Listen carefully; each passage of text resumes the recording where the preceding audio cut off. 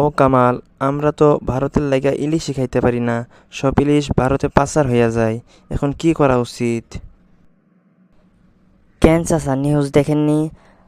মৎস্য ও প্রাণী সম্পদ মন্ত্রী ফরিদা খাতুন বলছে না যে দেশের মানুষ আগে ইলিশ খাবে, পরে বিদেশে চিন্তা হবে? তোমার কথা শুনে ভালোই লাগলো। এখন তাও দেশের মানুষ ইলিশ খেতে পারবো। আগে তো মোদি সরকার সব ইলিশ নিয়ে যাইতো, আর দেশের মানুষ ইলিশ খাইতে পারতো না। পদ্মার ইলিশ খাইতে হইতো ভারতের মানুষ। হ চাচা, এখন আর চিন্তা নেই, এখন আমাদের দেশের ইলিশ আমাদের দেশেই থাকবো।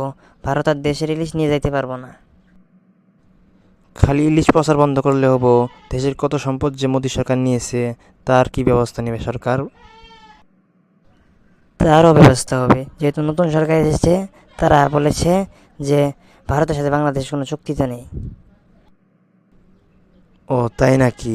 তো ভালোই তো, দেশটাও শান্তিতে থাকবো।